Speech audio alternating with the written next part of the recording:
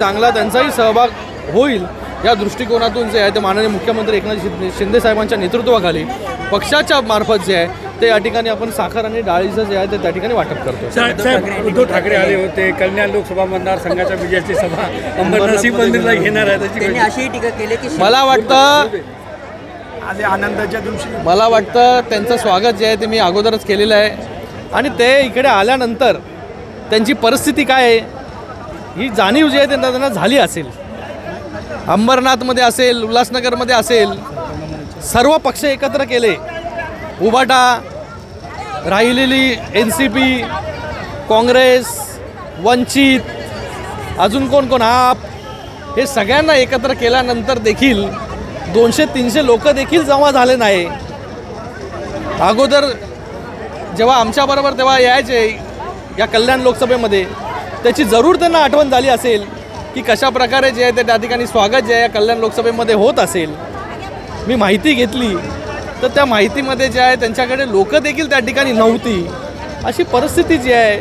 आणि त्याचबरोबर जे आहे हे गल्लोगल्ली जे आहे त्या ठिकाणी फिरायला लागतं आहे, तर त्यांचं स्वागत आहे या ठिकाणी। जास्त मला त्या ठिकाणी बोलायचं नाही। सर, उद्धव ठाकरेंनी अशी टीका केली की शिंदे घराण्यांना तिकीट देऊन चूक केली आहे, ती चूक सुधारण्यासाठी मी या ठिकाणी आलो आणि गद्दारांना गाडायला आलो। अरे तेच शब्द, तेच टोमणे, लोकांना कंटाळा आला आता। लोकांना काम हवं आहे। आम्हाला जर सांगितलं असतं इकडे लोकांची कमी आहे तर इकडून जरा पाठवले असते आम्ही त्या ठिकाणी। अशी परिस्थिती जी आहे ती त्या ठिकाणी आणि फ्रस्ट्रेशनमध्ये जे आहे ही पातळी सोडून जे आहे ते त्या ठिकाणी भाष्य केलं जातं। आम्ही कधीच जे आहे ती पातळी सोडून जे आहे बिलो द बेल्ट जे आहे ते कमेंट्स त्या ठिकाणी करत नाही आणि करणार देखील नाही। माननीय मुख्यमंत्री महोदयांची आमच्यावरती शिकवण, आमच्या आईवडिलांचं जे आहे हे आमच्यावरती संस्कार आहेत चांगले। नाहीतर कोणाला पण कधी पण सकाळी उठल्यापासून ते झोपेपर्यंत फक्त शिव्या, टोमणे एवढंच। आणि त्यांच्यासारख्या माणसाने जे आहे हे या ठिकाणी डॉक्टर श्रीकांत शिंदेच्या मतदारसंघामध्ये गल्लोगल्ली 7 तास अगोदर हे सगळं केलं असतं तर आज परिस्थिती वेगळी असती, पण आज जी आहे हे मला पण वाईट वाटतं की प्रत्येक गल्लोगल्ली त्या ठिकाणी फिरायला लागते, पण तीही करून रिस्पॉन्स जो मिळाला पाहिजे तो रिस्पॉन्स त्या ठिकाणी मिळत नाही। सर्व पक्ष एकत्र येऊन सुद्धा तर येणाऱ्या काळामध्ये जे आहे त्यांनी या ठिकाणी चांगला उमेदवार शोधावा आणि त्यांनी द्यावा।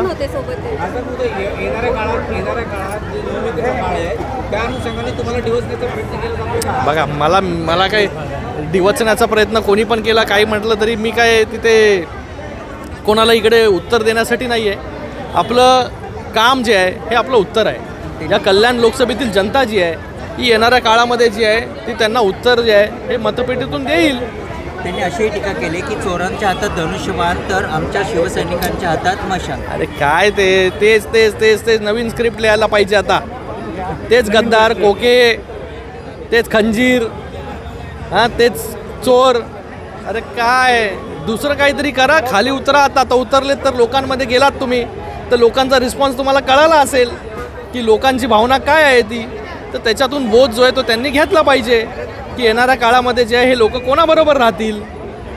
जो माणूस जो आहे तो दिवसाचे 24 तास काम करतो का ज्यांनी कोरोना काळामध्ये जे आहे महाराष्ट्राला वाऱ्यावर सोडून स्वतःला बंद करून घेतलं अशा माणसाबरोबर राहतील। तर ही जी वस्तुस्थिती आहे ती त्यांनी जितक्या लवकर ते ओळखतील तितक्या लवकर जे आहे ते त्यांना सावरण्याचा वेळ जो आहे तो त्या ठिकाणी मिळेल। सर, प्रत्येक सभेमध्ये त्यांनी असं म्हटलं की घराणेशाही, शिंदे गटांना घराणेशाहीमध्ये तुझ्या आता प्रश्नाचं उत्तर देतो ये। अरे जेव्हा यांना 2014मध्ये उमेदवार सापडत नव्हता, जेव्हा शिवसेनेचा उमेदवार म्हणजे खासदार जो आहे हा पार्टी सोडून गेला, तेव्हा ही कल्याण लोकसभेची जागा कशी येईल निवडून हा प्रश्न त्या ठिकाणी मोठा उपस्थित होता। आणि त्यावेळेस जे आहे हे माननीय मुख्यमंत्री एकनाथजी शिंदे साहेबांनी जे आहे हे त्या ठिकाणी कुठलाही विचार न करता त्या ठिकाणी मला त्या ठिकाणी उभं केलं आणि त्या परिस्थितीमध्ये खूप कठीण परिस्थितीमध्ये, विपरीत परिस्थितीमध्ये जे आहे ही निवडणूक आपण त्या ठिकाणी लढलो, आपण सगळे त्याचे साक्षीदार आहोत। तेव्हा यांना कुठला उमेदवार मिळाला नव्हता त्या ठिकाणी, तेव्हा विचार नाही केला की आपल्या घरातील कोणाला तरी या ठिकाणी उभं केलं पाहिजे किंवा प्रचारासाठी जे आहे जेवढी ताकद लावली पाहिजे तेवढी ताकद त्या ठिकाणी लावली पाहिजे। जेव्हा आपल्याला सीट पाहिजे होती तेव्हा, आणि मला वाटतं 2014 झाली, 2019मध्ये 14मध्ये 2.5 लाखाच्या फरकाने लोकांनी निवडून दिलं. 2019मध्ये जे आहे हे 3.5 लाखाच्या फरकाने निवडून दिलं. आता 2024 येतं आहे, तेव्हा तुम्ही काउंट करा किती लाखाच्या फरकाने लोक निवडून देतील. हे घराणेशाही जे आहे हे आमच्याकडे घराणेशाही नाही आहे. हे जेव्हा गरज लागली पार्टीला तेव्हा जे आहे पार्टीसाठी जे आहे ते आम्ही त्या ठिकाणी उभं राहिलो आणि विपरीत परिस्थितीमध्ये जे ही कल्याण लोकसभेची सीट जी आहे ते त्या ठिकाणी निवडून आणली.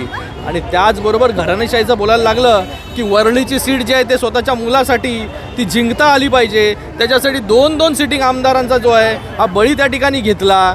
त्या लोकांना घरी बसवलं जे निवडून येऊ शकत होते लोकांमधून, त्यांना मग नंतर स्वतःचा मुलगा निवडून आला पाहिजे त्याच्यासाठी दोघांबरोबर कॉम्प्रोमाइज केली. मग दोघांना स्वतःच्या मुलाचा मतदारसंघ सेव्ह करायला पाहिजे त्याच्यासाठी 2-2 MLC दिल्या. ज्या 2-2 MLC वरती साधा कार्यकर्ता जो आहे तो त्या ठिकाणी आला असता.